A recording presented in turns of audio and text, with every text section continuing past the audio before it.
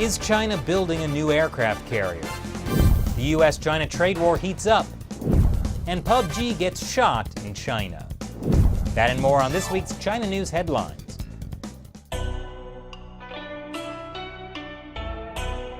This is China Uncensored. I'm Chris Chappell. This week's China News Headlines. Last year, at the request of the U.S. government, Canada arrested Meng Wanzhou, the CFO of Huawei. Huawei is the Chinese telecom company the U.S. has been warning everyone is a national security threat. Meng is accused of violating U.S. sanctions on Iran. And now, after months of waiting, we finally have an update. Meng's extradition trial is set to begin in January 2020. And it could go on for any length of time. That's so unfair.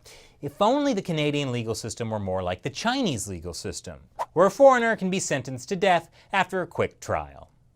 Satellite photos of a shipyard outside Shanghai show China is building a mysteriously large ship.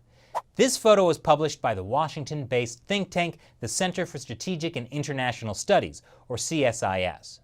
You know what? I can look at satellite photos and comment about them too. Doesn't mean I give myself some fancy pants name like the Center for Strategic Looking at Stuff. Here, let me give it a go. Here's a photo from the Gobi Desert. It's a bunch of lines, which could be a secret thing. Fine, here's one from the middle of Kazakhstan. I know what it is. It's a giant pentagram. I have no idea what to make of it, though. Okay, this is harder than it looks. According to CSIS, parts of the ship's hull are over 130 feet wide. Experts said while it was difficult to be sure, the size and scale of the new vessel strongly suggested China's much-anticipated new aircraft carrier, referred to as Type 002. And Chinese state-run media has been hinting at it as well. Okay, that's a bit more than a hint. The Chinese Communist Party has been rapidly trying to build up its navy. According to U.S. government reports, in 2 years, the People's Liberation Army Navy added 32 ships. Hopefully China's new aircraft carrier will be better than its last one. I'm just kidding. Hopefully the new one will be a piece of junk too. More on the latest developments in the U.S.-China trade war. This Reuters report suggests China may not have been that serious about making reforms. In each of the 7 chapters of the draft trade deal, China had deleted its commitments to change laws to resolve core complaints that caused the U.S. to launch a trade war: theft of U.S. intellectual property and trade secrets, forced technology transfers, competition policy, access to financial services, and currency manipulation. I know, we're all shocked. Try to breathe. Of course, the Reuters report cites anonymous sources, so we don't know if that's all true. But there have been signs that maybe the trade negotiations aren't going as planned. That's okay though, because the Chinese economy is full of resilience, according to state-run media. Yes, the Chinese economy is just chock full of resilience. People are practically tripping over the resilience. And that's good, because as of Friday, the Trump administration went ahead and increased tariffs on $200 billion worth of Chinese goods. It came after a pivotal round of trade talks in Washington on Thursday night failed to produce a trade agreement. So what will the Chinese Communist Party do now? Well, obviously they're upset. And they vow to take necessary countermeasures. What exactly those countermeasures are is not clear.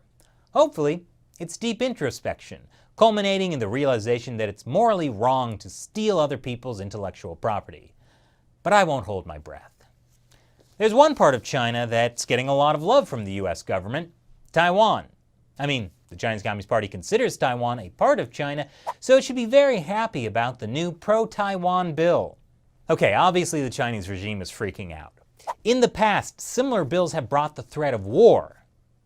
And I mean, you know, the Chinese Communist Party could have an entire fleet of 3 aircraft carriers, some of which might even work properly, so watch out. But here's the real shocker to the story. The bill supporting Taiwan was passed unanimously in the U.S. House of Representatives, as in 414 to 0. I didn't think that many Democrats and Republicans could ever agree on anything. As I always like to say, the Chinese Communist Party is really bringing America together. But if this bill does spark a war, be warned, the People's Liberation Army fears nothing. That's according to this recent video by state-run People's Daily. Here they are, heroically jumping neck-deep into a hole filled with muddy water. Jumping into a hole filled with muddy water? Well, at least they'll be ready for a career in politics. Do you like the Chinese-style model of mass surveillance? Who doesn't? Certainly not the city of Darwin, Australia. They're bringing it home. Inspired by the Chinese model, they'll be setting up poles fitted with speakers, cameras, and Wi-Fi. This will allow the Darwin City Council to gain data on how many people walk on what footpaths and where they use certain websites and apps in the city.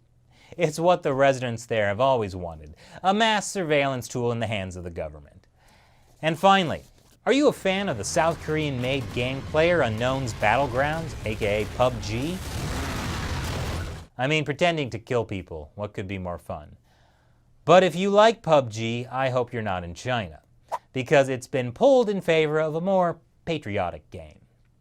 That more patriotic game is called Elite Force for Peace, or Game for Peace.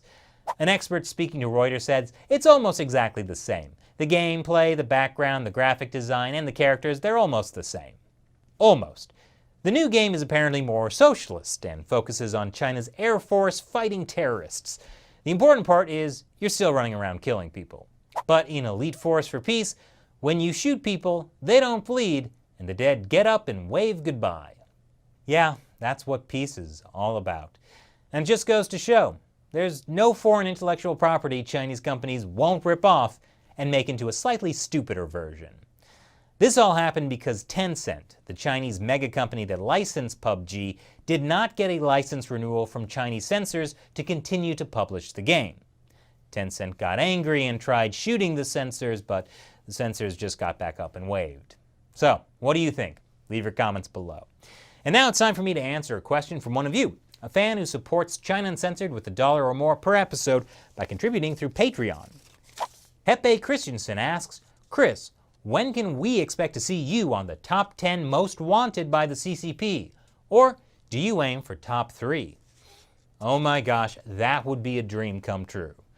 Unless, of course, the CCP really tries to go after me, like arrest me in Hong Kong level kind of thing. You know, the more I think about this, the more creeped out I am.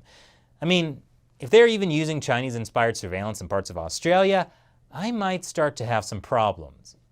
I think I'll stick to flying under the radar. Thanks for your question.